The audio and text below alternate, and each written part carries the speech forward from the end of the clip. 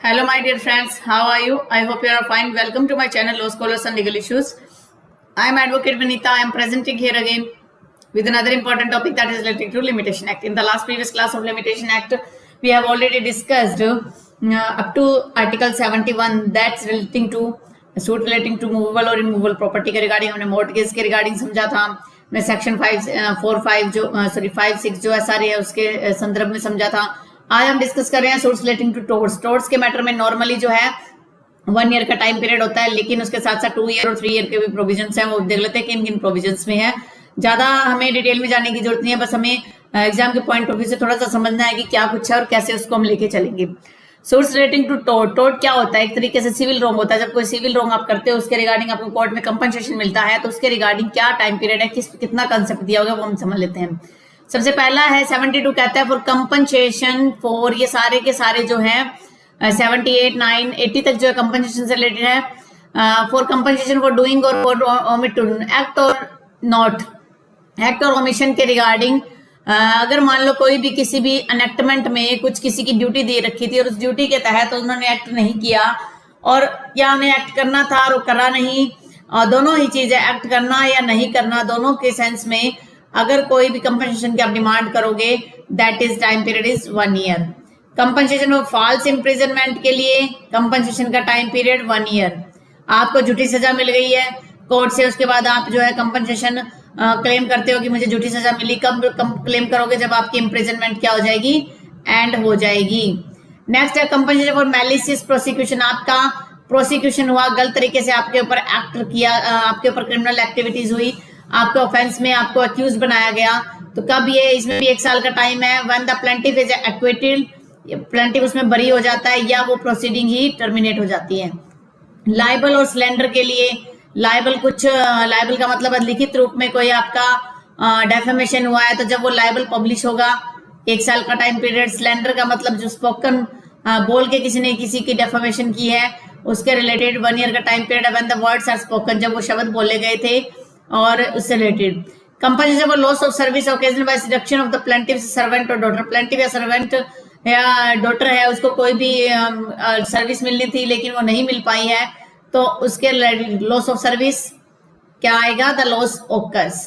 Compensation for inducing a person to break a contract. किसी व्यक्ति को कहना कि आप कॉन्ट्रैक्ट को ब्रेक करो, जिस दिन से वो कॉन्ट्रैक्ट ब्रेक होगा उस टाइम से आप कंपनसेशन क्लेम कर सकते हो. टाइम पीरियड 1 ईयर वहां से स्टार्ट हो जाएगा. फिर है compensation illegal regular excessive distress. आपको इलीगल एक्टिविटीज के रिगार्डिंग का जो कंपनसेशन 1 ईयर का टाइम पीरियड है. कंपनसेशन फॉर रॉन्गफुल सीजर हो गई, ये कोई मूवेबल प्रॉपर्टी उसके रिगार्डिंग 1 ईयर है. ये इंपॉर्टेंट है, date of distress, date of seizure. फिर एग्जीक्यूटर एडमिनिस्ट्रेटर रिप्रेजेंटेटिव और under the representative suit act 1855 में 1 ईयर का टाइम पीरियड है. जब वहां पर रिप्रेजेंटेटिव सूट के तहत है, कब? जब वो डेथ ऑफ द पर्सन जो है हुई उसी हिसाब से. एग्जीक्यूटर्स के द्वारा, बाय दिया हुआ ना, by executor. Fatal accident act के रिगार्डिंग उसको 2 साल का टाइम है जब उस व्यक्ति की मौत हो जाती है. ठीक है, इनको समझना पड़ेगा जो 2 इयर्स वाले कौन कौन से हैं. जब भी लीगल रिप्रेजेंटेटिव से रिलेटेड कुछ है उसमें 2 ईयर का टाइम पीरियड माइंड में रखना. Under the legal representative suit act 1505 में अगेंस्ट एन एग्जीक्यूटर की बात हो रही है. ये अगेंस्ट एन एग्जीक्यूटर अगर मान लो कोई एक्ट किया गया है, उसके लिए लिमिटेशन पीरियड क्या होगा? जब रॉन्ग कंप्लेंट हुई 2 इयर्स का टाइम पीरियड है. Against one who having a right to use property, specific purpose के लिए किसी को राइट टू यूज का अधिकार था लेकिन उसको वो यूज करने नहीं दिया गया उस प्रॉपर्टी को, तो उस संदर्भ में क्या है? 2 ईयर का टाइम पीरियड है. कब से है? When the perversion first become known, जब वो नॉलेज में आया और या जो है कोई इंजरी उससे हुई, तो 2 ईयर का टाइम पीरियड यहाँ पर दिया गया है. अब हम बात करते हैं आर्टिकल 85 की. 85 बात कर रहा है कंपनसेशन ऑब्स्ट्रक्टिंग. आपका रास्ता रोक रहे हैं, पानी जो खाले वगैरह होते हैं गांव में जो सिंचाई कर जाते हैं वो आपका रोक रहे हैं, उस मामले में जब जिस दिन से उसे ऑब्स्ट्रक्ट किया गया 3 ईयर का टाइम पीरियड है. वाटर कोर्स को डाइवर्ट कर दिया. ये मान लो आपका खेत है, पानी इधर से आना था खाले में से, नाले में से, लेकिन वो यहाँ से इधर डाइवर्ट कर दिया गया, तो उस मामले में क्या होगा? 3 ईयर का टाइम पीरियड है जब डाइवर्जन किया गया. ट्रेसपास हो किया है किसी ने इमूवेबल प्रॉपर्टी में, 3 ईयर का टाइम पीरियड है. जिस दिन से ट्रेसपास किया गया उस दिन से टाइम काउंट होगा. कंपनसेशन फॉर इन्फ्रिजिंग, आपकी कॉपीराइट, आपने कोई बुक पब्लिश करी है, कॉपीराइट है, किसी ने अपने नाम से पब्लिश करवा दी, जिस दिन से डेट ऑफ इन्फ्रिजमेंट हुआ उसके रिगार्डिंग कंपनसेशन। किसी ने पानी रोक दिया है तो व्हेन द पानी को रिस्ट्रेन कर दिया है, फैला दिया है, तो जब वो पानी जब when the waste begin, restrain waste है, सॉरी ये वाटर नहीं, वेस्ट का मतलब गंदगी फैलाई है, जिस दिन से आपके घर के बाहर या आसपास कहीं भी आपको आपके अगेंस्ट सिविल रॉन्ग हुआ है तो उस टाइम से माना जाएगा। For compensation for injury caused by an injunction wrongfully obtain, आपको इंजरी हुई, किसी ने गलत इंजंक्शन लिया, उससे आपको इंजरी हुई, तो उसके रिगार्डिंग जिस दिन से वो इंजंक्शन का टाइम खत्म हो जाएगा उस दिन से।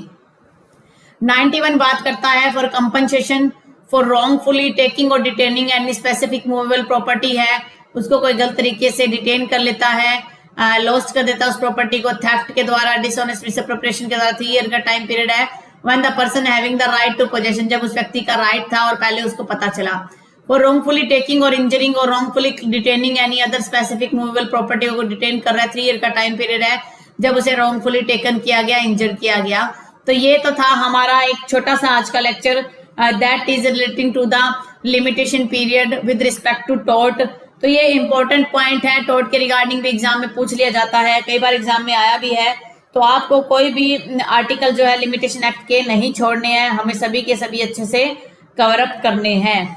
तो नेक्स्ट क्लास में हम डिस्कस करेंगे limitation periods relating to trust and trust property के रिलेटेड, किस प्रकार का लिमिटेशन पीरियड है, कितना लिमिटेशन पीरियड मिला हुआ है, किस संदर्भ में मिला हुआ है, वो हम नेक्स्ट क्लास में डिस्कस करेंगे।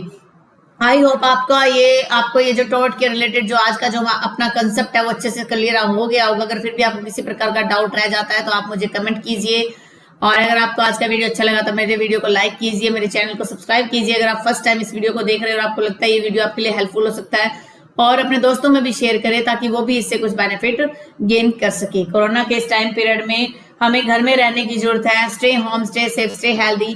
Thank you for watching, have a nice day.